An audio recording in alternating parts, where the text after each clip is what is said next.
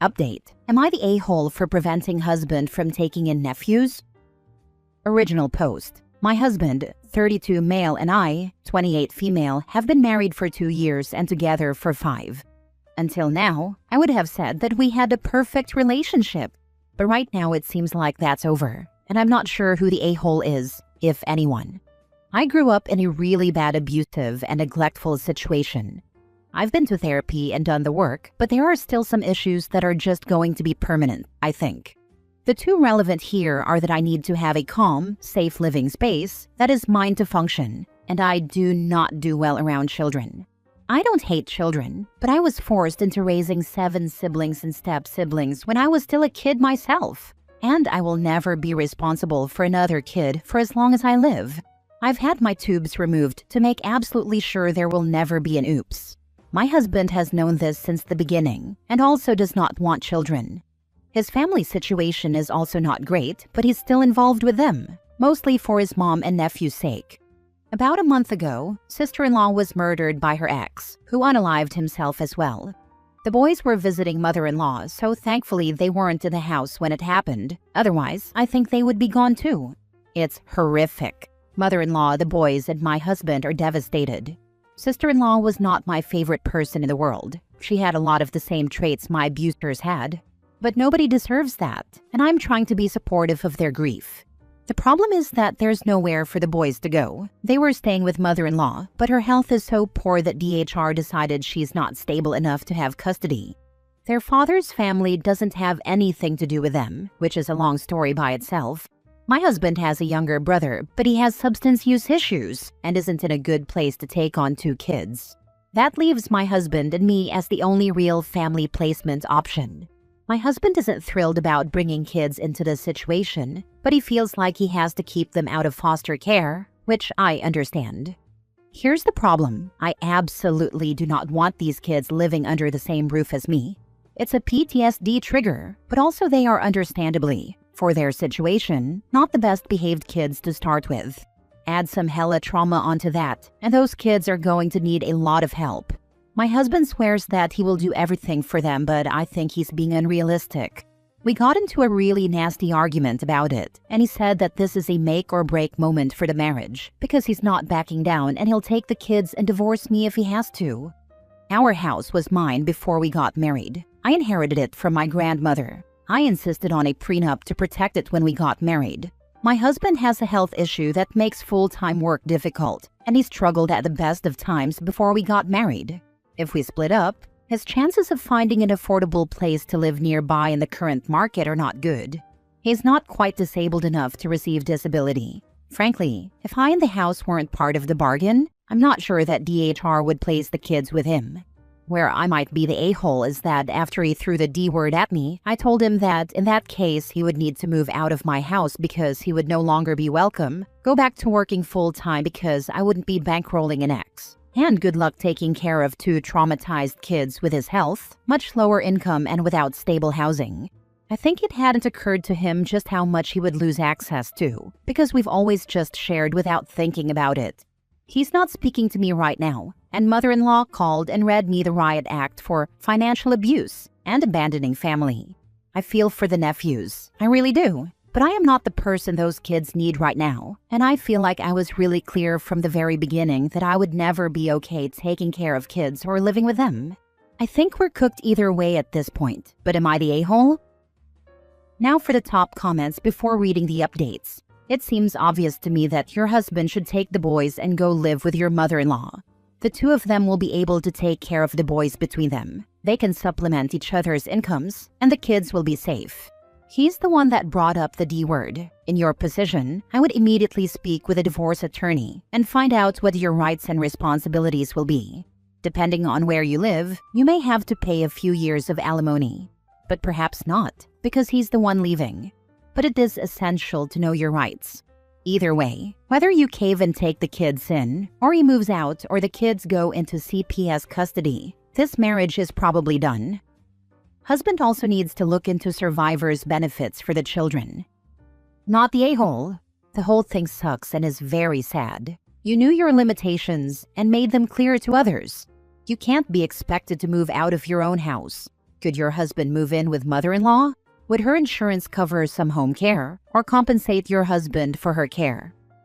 I'm looking into that actually, because even if we split up, I don't want him to suffer. The problem is that a lot of welfare and social services have been cut, and he's one of the people that falls into the cracks of not being eligible for a lot of stuff that could help, but not physically able to handle a full-time job that would give him decent benefits. I have a social worker friend that I asked to look into what additional benefits they might be able to get, and whether it would hurt mother-in-law's benefits if my husband were living with her. It's terrible that people have to make these kinds of choices. Edit/mini update. There are a lot of responses and I'm trying to get to them all. I'm taking a PTO day to deal with some of this stuff and get myself back together. As a lot of you have said, there's no way back from this. And I think I'm going to go ahead and accept that now instead of dragging it out. The trust is gone. I made an appointment with a lawyer this morning, and from what I've read, an uncontested divorce could go pretty quickly and smoothly if we don't squabble over money. I don't have any interest in screwing him over, but I also won't be screwed over. I hate it. I wish this wasn't happening, but I've worked way too hard for a stable life to flush it down the toilet. I'm going to freeze my credit and lock down the accounts today in case he or mother-in-law get ideas and have the talk tonight. I'm also about to call the case manager contact at DHR and explain the situation so it's on record and they can start making a plan that doesn't include me as a part of the equation. I'm debating how much help I'm going to continue providing. I will continue to help my husband while he lives here, but I was also doing a lot to help out mother-in-law with things her health makes difficult and to allow her to put her energy toward the kids right now. And I think that's going to stop since it's not appreciated and the relationship is over. As far as the whole looking after a family thing, I don't believe in family. Family has done more harm to me than anything else in this world and provided not a single benefit. So I don't put any value on blood or relations. I do what I can when I can for others, but I know in the same circumstances, none of these people would help me, either because they can't or they just wouldn't care that much. So just spare me the whole, they're your family stuff, please. That word doesn't hit the same way for me that it does for you. I will update once I've talked to my husband and figured out a path forward. Thanks for the input, even if some of you think I'm a monster. Now for the first full update. Now he doesn't want to divorce and wants to figure something out. Of course, the stress of the whole situation is pushing him into a flare, so I'm giving him some grace. But I told him that we won't go back to exactly the way things were before the D word now, no matter what happens. I don't trust him. He needs to sit down with a social worker, look at the facts, and make a call on his own. I have the lawyer's recommendations for an amicable divorce filing we can discuss if he decides on that route. His mom said some unforgivable things in her little tirade, so the things I was doing to help her stop. Whatever happens, I will make sure he has health insurance until he can make other arrangements. I would be willing to discuss all of this in counseling with him while we try to sort it out. But for now, one of us is moving into the spare room or he can go stay with his mom. He's upset but agreed. It's probably going to take some time to get a resolution, but I will try to post again down the road once the situation settles out. Second update. The situation is complicated, but the TLDR of it is that due to a very unfortunate situation beyond either of our control, my husband and I want very different things going forward that can't be reconciled. He brought up divorce. I did a consult with a lawyer to get things rolling. Now he doesn't want to divorce, but the problem isn't going away. And I'm already feeling checked out, so I think that's the inevitable conclusion. We're at least going to separate. The thing is, I still love him. I don't want this to hurt more than it has to for either of us. I'm committed to a fair split that doesn't leave anyone high and dry. I'm hurt and angry, but I understand where he's coming from, and I want to keep it civil. He's hurt and angry, ironically because I took him up on the divorce instead of doing things his way, but I know he loves me. How did you keep things productive and civil with your soon-to-be ex? I've already had to block some of his family for coming at me. Things are going to be rough for him because the house is mine and protected by a prenup, and I'm the breadwinner. He wouldn't be eligible for alimony because we've only been married for 2 years. At most, I would be paying his health insurance premiums for 6 months or so, which I don't mind. This would be easier if I hated him, but I don't, and the thought of him struggling is frigging depressing. Did you remain friends during or afterward? Or is it better to just drop contact except for necessary communication? I know I'm going to come out of this okay, but I want to do everything possible on my part to make it smooth and not contentious. Now for the last update. People have been asking me for an update, and there were some forward developments before Thanksgiving. The bad news is that DHR decided my soon-to-be ex's medical situation rules him out as a primary guardian for the kids. He wouldn't be able to adequately care for them during a flare.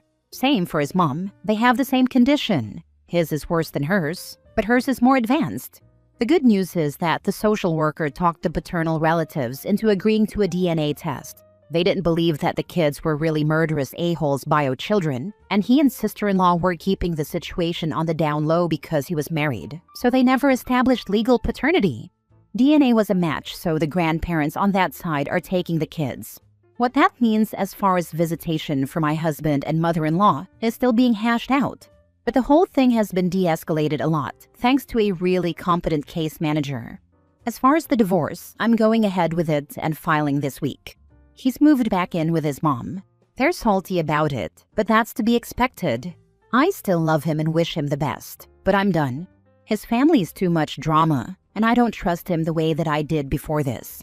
Given that we were only married 2 years and the house is mine from before the marriage and protected, it should be a clean break. While I miss him being here, I'm already feeling less stressed with him gone, and I didn't realize that had been creeping up on me for a while.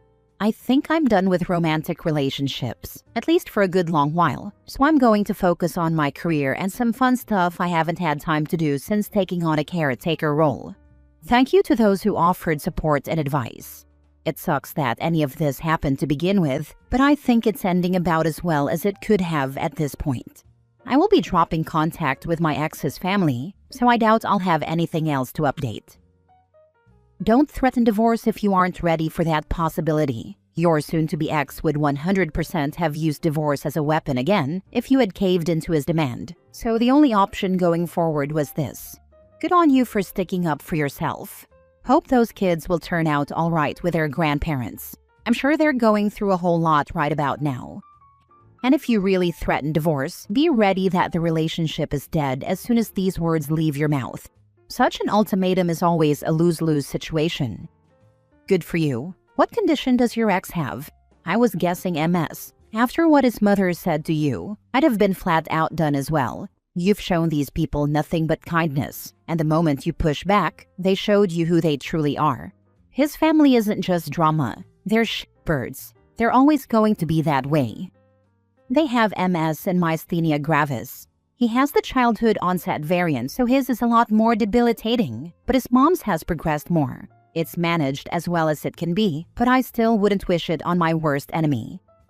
How dare you, as the owner of the house, the only stable income, caretaker of my disabled ass, and child-free by necessity, not want to take in children whom you most definitively are going to have to 100% care for, no matter what I say I do. My way or divorce way. Bro, just before finding out. I love this for him and his mom so much. They're too stupid to learn from their choices to be a-holes, but they get to live with the outcome. Sister-in-law too. I hate to speak ill of the dead, but considering what OP said in her comments, sister-in-law really screwed her children over. To be fair, I think that sister-in-law was seriously mentally ill. Her behavior was similar to untreated bipolar disorder, and postpartum stuff really didn't help that any. The kids should have been put up for adoption. Between her and the father, they never had a chance. At least with paternity established and the secrets out, maybe they can have a relationship with their half-siblings and other relatives now and get appropriate attention and help. Last story. Would I be the a-hole if I don't bail my dad or stepmom out of jail tomorrow? I, 19, spent Thanksgiving at my mom and stepdad's place. At around 7 p.m., I got a call from my stepmom asking me to come over because the police were at their place and it was an emergency. I went because I was worried about my stepsister, 14, and my half-brother, 8. My dad and stepmom were both under arrest when I arrived. The police asked my dad and stepmom if I had permission to take the kids. My dad said I could only take them if I didn't take them to my mom's. I said that's where I was going and I didn't have anywhere else to go. The police said if I didn't take them, they would go to CPS. My dad asked them to wait for his brother to show up. The cops said they weren't going to wait any longer because they already waited for me. My dad and stepmom gave permission. My dad also asked me to bail him out and gave specific instructions as to which bail bondsman to use. I said I would. They haven't had their bond set yet and probably won't until tomorrow, Monday. So they've been in jail all weekend. I've never bailed them out before. I am mad at them for interrupting my Thanksgiving and traumatizing my siblings. I am considering leaving them in jail until they figure out something else. I considered asking my mom and stepdad for advice, but if they think I'm in the wrong, they'll just bail them out themselves. I really am upset with them, but is leaving them in jail too much of a punishment? Would I be an a-hole if I do? Also, my stepsister and half-brother are stuck with me at my mom and stepdad's house until my dad and/or stepmom can get them. So that's also a factor. What a horrible situation for you and your siblings. I'm so sorry you are going through this. Not the a-hole either way. Your dad and stepmom are the a-holes for creating this situation. You are not obligated to arrange bail for them. However, if you refuse to help, your dad and stepmom might cut you off from any contact with your siblings in retaliation when they do get out. You will need to be around to help them out if and when this gets worse. Whatever you choose, though, you should talk with your mom to let her know what's going on. You will need her support. I talked to her about what happened, but I left out the part where they want me to bail them out. She thinks I shouldn't go to their house anymore, because if something happens and I get mixed up, it could show up on a background check if I apply for a job. She's not wrong about that. If there is domestic violence taking place in that house, you need to stay away from it, and you should get your dad's family involved to get your siblings out of it too. I would presume that CPS will get involved either way shortly. My dad's only nearby family is my uncle, and he's worse. Now for the update. My stepmom was released from jail. No bond. My dad's bond is $1,000. I don't know if that's the 10% or the total amount. So my stepmom will be able to pick the kids up from school. When I get out of class, I'll take their stuff back over to them. Since the kids are fine, I consider dad's bail not my responsibility. His wife can take care of it or not at her own discretion.